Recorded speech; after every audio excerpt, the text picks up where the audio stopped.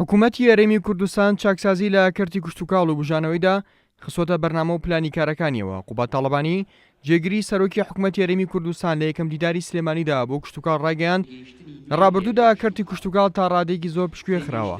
وەڵامی ترکاتیەوە هاتووە کشتتوکاڵ بکەینە جێگرەوەی یەکەمی نەوت و بیکەنە یەکێک لە بناغەکانی ژێرخانی ئابوووریەکی بەهێزی هەرێمی کوردستان. ئێستا دوای وەرگرتنی دەرس لە قەیرانی دارایی و ئابووری و پاش تێگەیشتنمان لە مەترسیەکانی خستنی هەموو هێلکەکانمان لە بەرمیلی نەوت بۆمان ڕوونە کە دەبێت لەمەولا نەک تەنها بە دروشم بەڵکو بە فەعلی کەرتی کشتتوکاڵ و سەرچاوەکانی ئاو بکەینە ئەولەویەتمان. هەر بۆیە لە کۆبوونەوەی لە دوا کۆبوونەوەی ئەنجومەنی وەزیرانمان بڕیارماندا بە دانانی بۆردێکی باڵای کشتتوکاڵ و سەرچاوەکانی ئاو بۆ بڕیاردان لەسەر پێشنیارەکانی وەزارەتی کشتتوکاڵ سەبارەت بە بوژانەوەی ئەو کەرتە. پەرەپێدان بە کشتتوکاڵ و بەرەپێشبردننی یەکسانە بە دابینکردنی ئاسایشی خۆراک.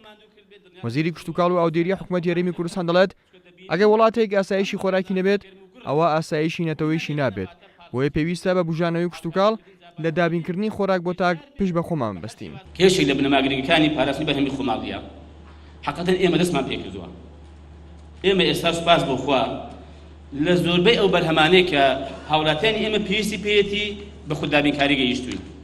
هێندێکیشتان 160-170ە، بەڵام هێشتا کاری زۆر ماوە بکرێت.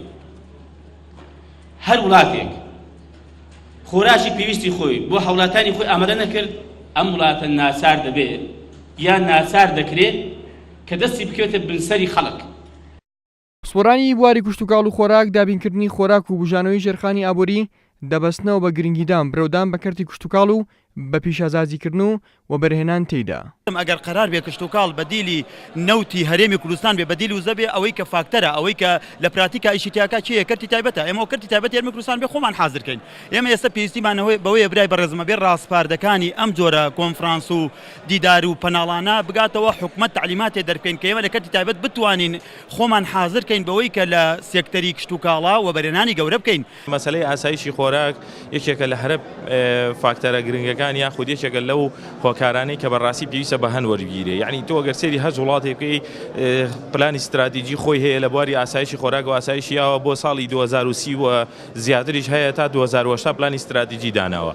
طبعا تۆ استقرارێتی هەر وڵاتێک بەندە بە ئاسایشی خۆراکەوە بەڕاستی. یعنی ئێمە چەندەها جار بینیمانە یاخود پێشتر لە ساڵانی 90ەکانەوە حاڵەتەمان هاتۆتە بەرچاو کە لە کاتی نەبوونی خۆراکی تەواوە یاخود خۆراکی پێویستە بۆ دانیشتوان چەندەها کێشە ڕوبەڕووی خەڵکە بێتەوە.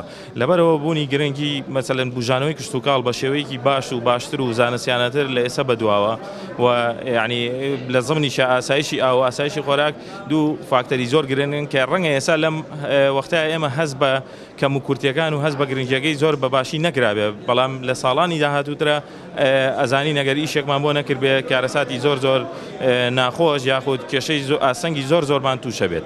بەداخەوە هەرێمی کوردستان توانین بڵێن لە واقعەکە کە 95% کۆی سکتەرەکان کراوەتە قوربانی نەوت و توانین بڵێن کە سکتەرەکانی وەکو کشتتوکاڵ، بازرگانی، پیشەسازی کۆی گشتیم سکتەرانە کراوەتە قوربانی. ئەمانەوەی لە ڕێگەی ئەمنیستیتوی ئەمریکی کوردیەوە مانێ بە جۆرێکی دیکە کشتتوکاڵ بکەینەوە سەرچاوەیەکی سەرەکی لە وەکو سەرچاوەیەکی گرنگ بۆ دابینکردنی داهات لە هەرێمی کوردستان. ئەمانشە پێویستی بە کۆمەڵێک دیدارەیە، کۆمەڵێک کۆنفرانسێ، کۆمەڵێک کۆڕبەندی ئابووری جیاوازەیە بۆی بتوانین حکوومەت تێبگەین و ئاگاداری کەینەوە کە ئەکرێ لە ڕێگەی کشتتوکاڵەوە ئاسایشی خۆراک دابینکرێەوە سەرچاوەکانی ئاو دابینکرێ. کامانە هەردووکی تێکەڵکێشەکەی ئەکرێ بڵێن قۆناغی داهات و قۆناغی زیادکردن و چاکترکردن و باشترکردنی پەرەپێدانی کەرتی کشتتوکاڵە بێ لەلایەکی دیکەوە بێتە پاڵپشتێکی باش بە حکوومەتی هەرێمی کوردستان کە لە پێشتردا تەنها 1.8% کۆی بودجێ هەرێمی کوردستان بۆ کەرتی کشتتوکاڵ دیاریکراوە پێویستە بەوە هەیە کە بتوانرێ ئەم بودجێ زیاتر کرێ بۆی بخرێتە خزمەتی کەرتی کشتتوکاڵ بۆی بەلایەنی کەمەوە دۆسیەی نەوت لە جیاتی ئەو ببێتە مەترسی بۆ کەرتی کشتتوکاڵ ببێتە پاڵپشتێکی باش و سەرچاوەکانی کشتتوکاڵ لە هەرێمی کوردستانە زیاتر بکات و داهاتی حکوومەتی هەرێمی کوردستانش باشتر و چاکتر بکات.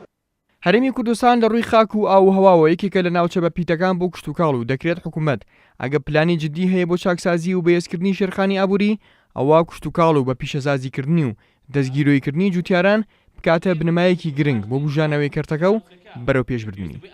ئارام عەبدوڵڵا، کورسات نیوز، سلێمانی. و بەپێی ئامارەکان بۆ 2050 خواستی هاوڵاتیانی سەرڕووی زەوی بۆ خۆراک بە ڕێژەی 170 زیاد دەکات.